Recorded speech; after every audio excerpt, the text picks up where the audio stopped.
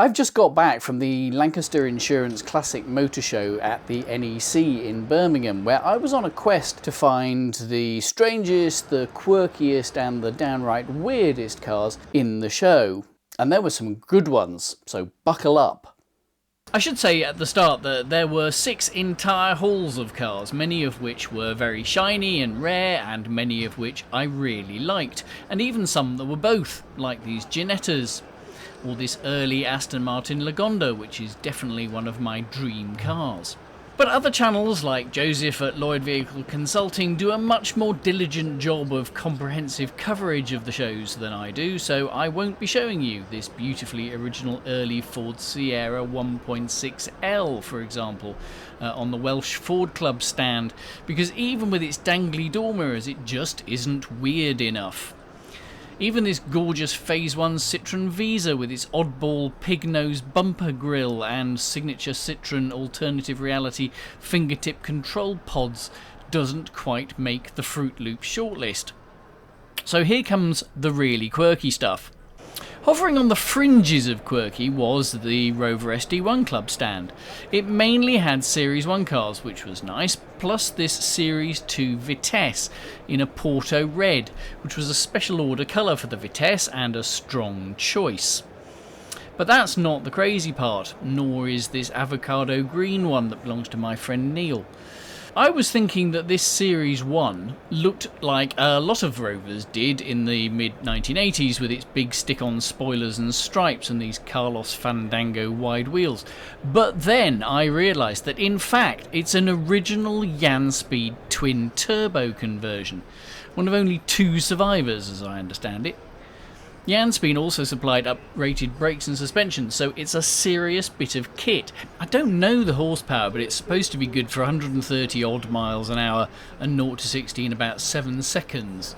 And very rare, and not just some kind of boy racer machine. Speaking of body kits in the 1980s, check out this bad boy. This is a Koenig body kit on a BMW, I think it's an M635 CSI. The interior is fairly stock. Complete with these vents for the brakes, and do they go anywhere and do anything? Yeah, they do kind of funnel air through towards the brakes, so they're doing something. And yeah, that's I think it's what you would call very of its time. Let's maybe just leave it there and be glad it survived.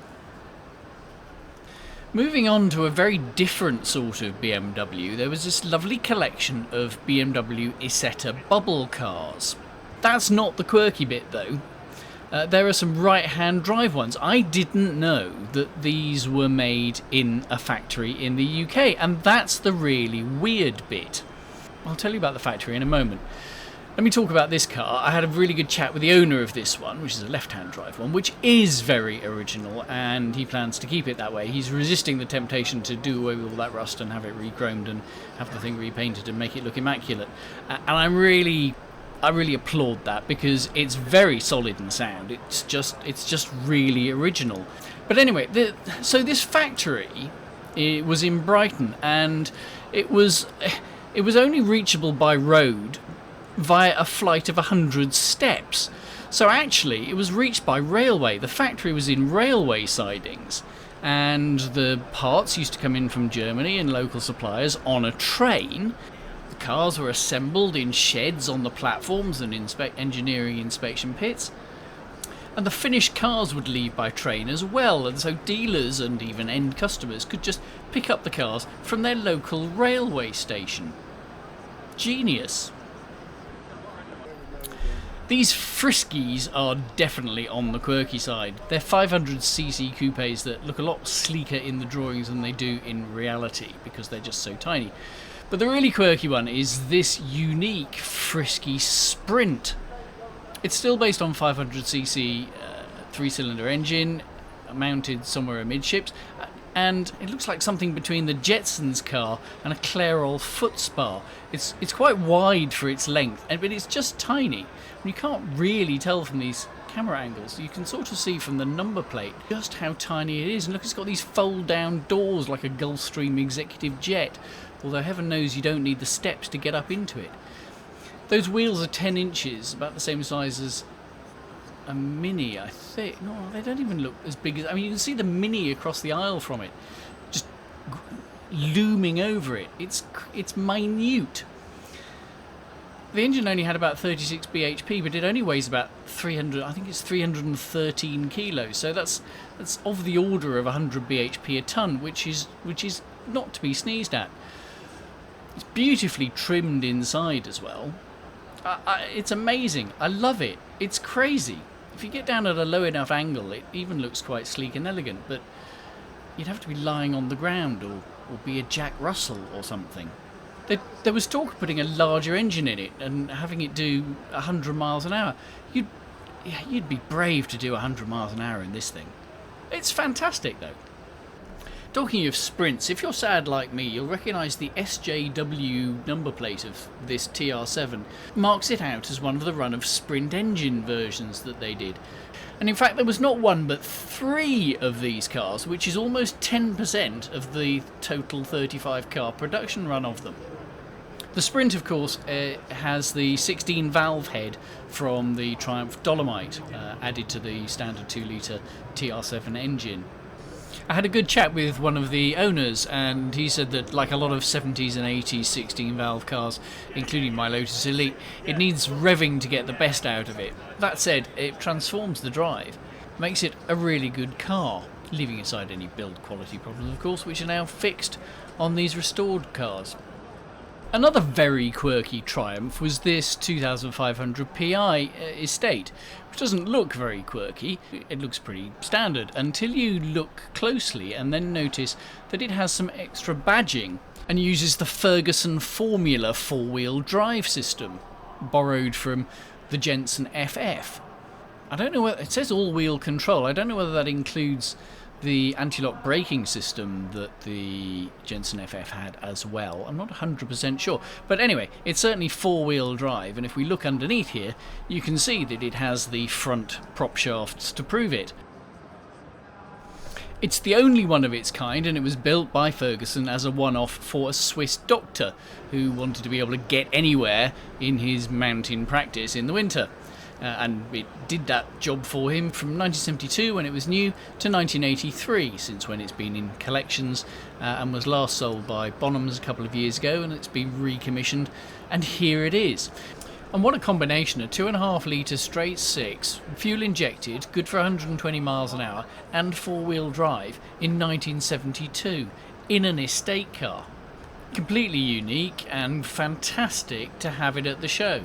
Probably the very opposite of weird and quirky is the Ford Escort, but this one is a little bit of an oddball, and in fact there were a couple of unusual Escorts here.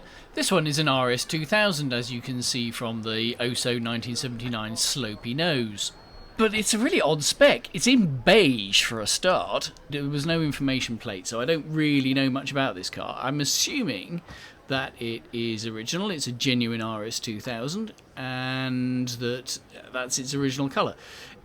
It's got the right engine and everything, it's just a really weird spec. It's not on the 4-spoke wheels, and it doesn't have the mesh headrest. It's got the kind of...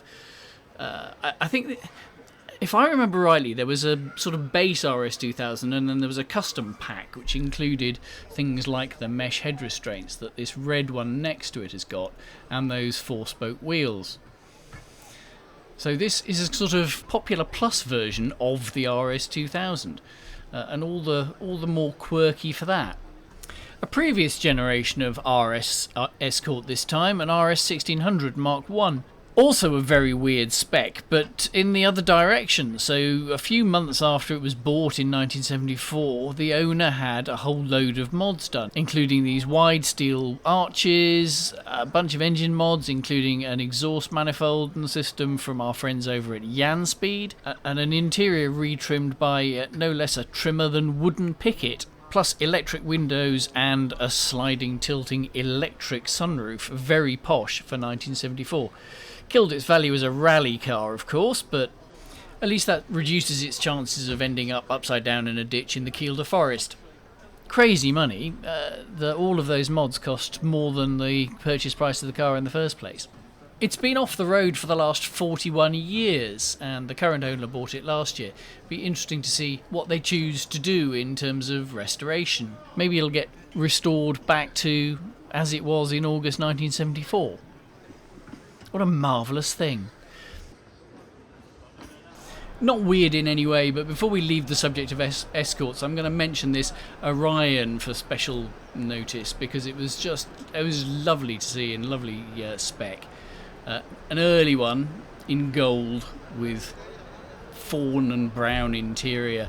It was on the Lancaster Pride of Ownership stand, along with a lot of other very shiny and exotic things, or varying degrees of exotic. But this was my favourite, and I voted for it in the competition. I don't know who won, but they certainly got my vote for this one. There were lots of other lovely cars on the stand as well, though. Next up are three cars which are weird, mainly because I didn't realise they came in two-door coupe form. The first of them is this Rover P2. I had no idea you could get a two-door version of one of these. Pre-war cars aren't really my thing, and if they're yours, you may be shouting at the screen that I'm an idiot, and everybody knows that two-door coupes are a thing, but there we are. It was lovely, not over-restored, not perfect condition, but really smart and tidy, and just such a pretty thing. The two-door styling really suits it. They're handsome as four doors, but, I mean, wow. Lovely, lovely thing. And I bet you thought, like I did, that Rover two-door coupes started with the 800. This is a Colt Gallant. A Gallant GL, and I had no idea these came as a two-door notchback. When I was a kid in the 1970s, there was a petrol station just down the road from me that sold Colts, so they were a pretty familiar sight to me, even though they weren't massive sellers in the UK. Well, I don't remember there being a two-door notchback version of the Gallant. I do remember there being a coupe, and this is the ultimate version of that. Also super rare, and a number of people that I talked to were very excited to see it at the show. It's a Colt Gallant GSR GTO. It's a tuned version with these factory standard screw-on wheel arches, and yeah, I mean, proper Japanese exotica from Mitsubishi. I love how Japanese cars have, kind of starting with this era, started to have the mechanical spec in badges on the sides and on the back. 5-speed, this one. There's a lovely stand with these three cars on it from the Colt Car Club, which I understand is newly founded. So I wish them every success. And these three were a lovely way to start their NEC show tradition.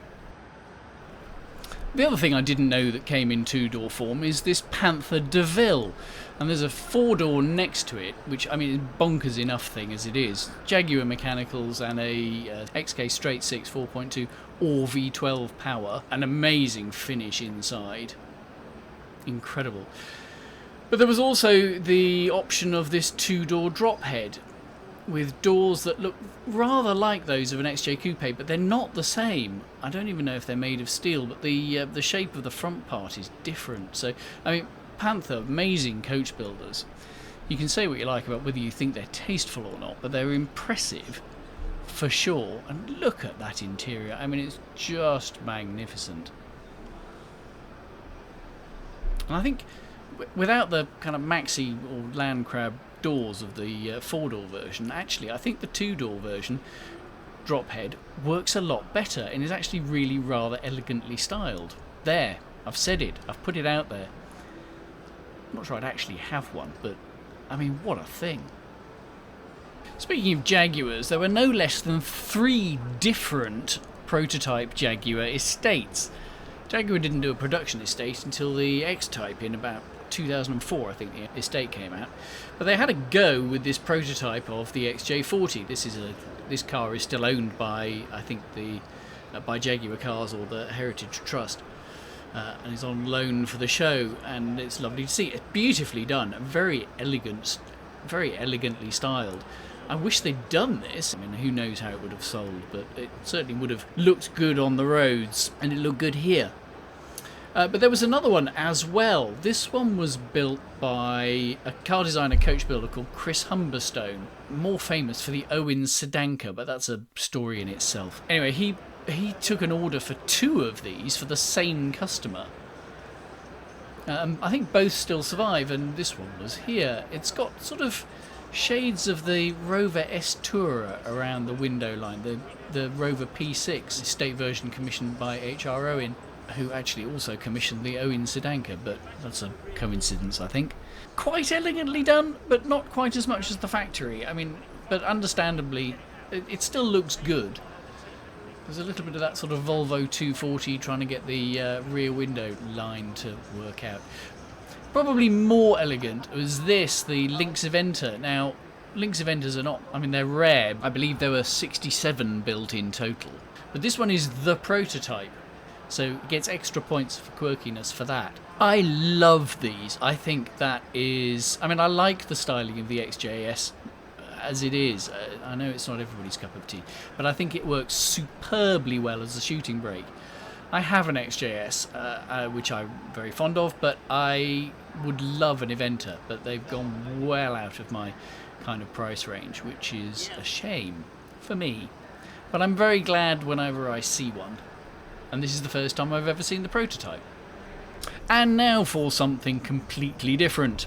This is the National Street Rod Association stand, and they had this amazing dragster, a real classic dragster called Motor Mouse, with those tiny little, pram wheels at the front, and a monstrous V8 engine with a monstrous supercharger on the top, and then these crazy Hooger slick gumball tyres, and a frankly terrifying cabin for you to sit in and kind of, make your peace with your maker before you set off along Santa Pod or wherever it is.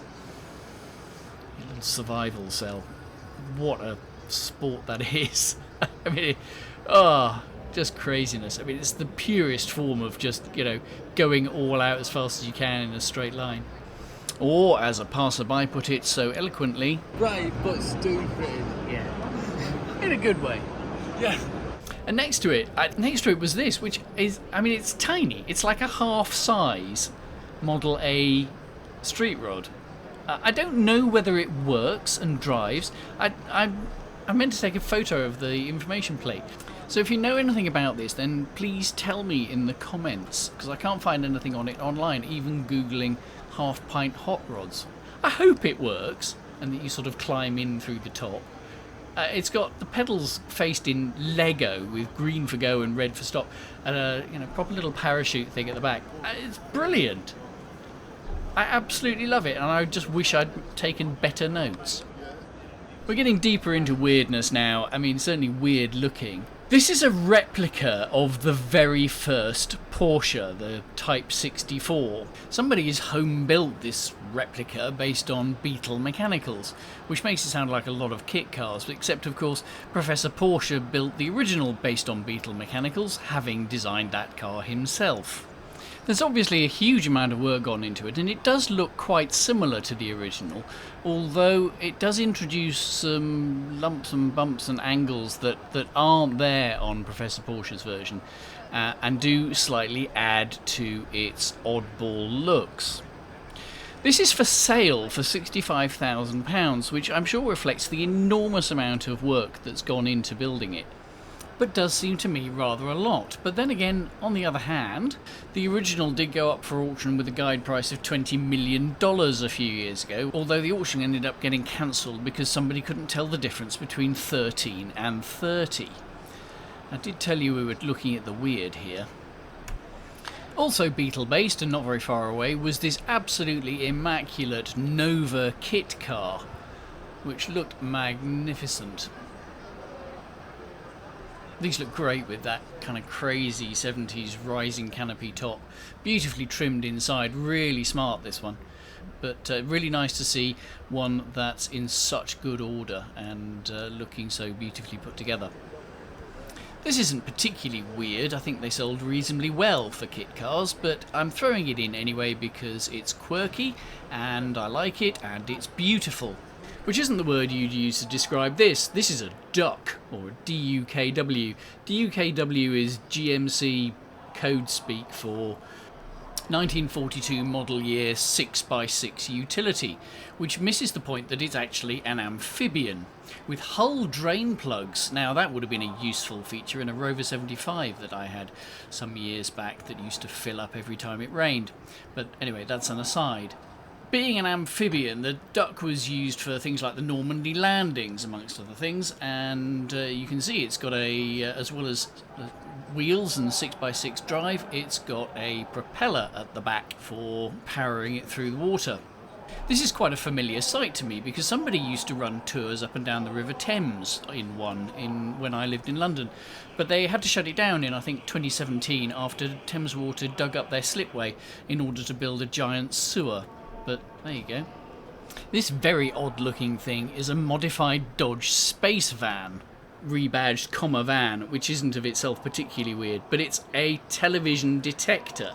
Now, anybody who grew up in the 1970s and maybe the 1980s will remember being kind of in fear of those, whether you had a television license or not. There was something deeply sinister about them. They would drive around the suburbs with these kind of crazy aerials on top, and they could detect whether you had a television or not. Which must sound especially strange to anybody who's from outside the UK, but basically TVs require a licence, which is what's used to fund the BBC. In terms of how they work, there's basically an oscilloscope in there, and the aerials on top would pick up radio frequency emissions, and the crew would recognise the signature pattern of a cathode ray tube television if it was switched on. And they'd then compare what house that was coming from against their list of who did and didn't have a TV licence, and if they detected a television you didn't have a licence, you would get fined. There was always a lot of debate about whether these things really had any kit in them at all, or whether they were just kind of designed for fear, but the answer is that they very much did. And this one still has it. While we're on vans, a special mention for this little Fiat Amigo. I think it's an Amigo. Which was lovely. It was a little bit rusty in places, but we won't mention that because it's so cute. If I was in the market for a camper van, one of these would definitely be on the shortlist. Better make sure and take those kettles down before you drive off. And so to what for me takes the Grand Thrift Auto Weirdest in Show prize, which is this. I walked past it a couple of times, not even realising it was a vehicle. I thought it was some sort of a gazebo that was part of the stand, but no, it's an RTV, a rough terrain vehicle. It's on the Mini Kits stand because, improbably enough, it's based on a Mini. It's got the powertrain from a Mini 1000 automatic, so there's an A-series engine back there, and the automatic gearbox. You can see it's got lights from the posher versions of the early Mini Metro as well, which is kind of eccentric enough. But the story of it takes it to another level, because it was built or bought for a fundraising trip for a gentleman who is a former rally driver called Peter Wood to drive from Land's End to John O'Groats in. And the route he was taking was off-road as far as possible, and the reason he was driving off-road is because he wasn't allowed to drive on-road because he's blind.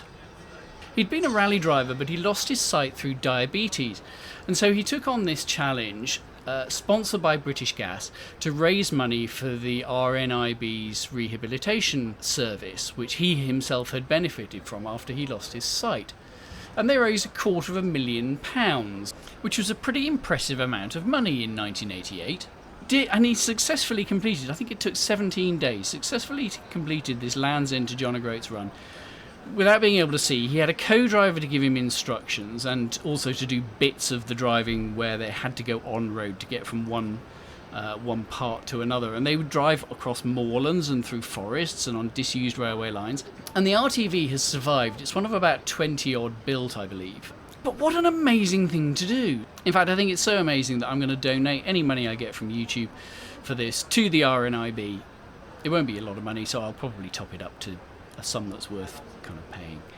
Lots of other great cars there which I haven't even touched on. Other people do a much better job than me of a fully comprehensive tour, so I recommend going and watching somebody like Joseph Lloyd at Lloyd Vehicle Consulting. He does a fantastic job of covering absolutely everything. I'll see you with the next show that I go to. Will be at the restoration show back at the NEC in March. See you then.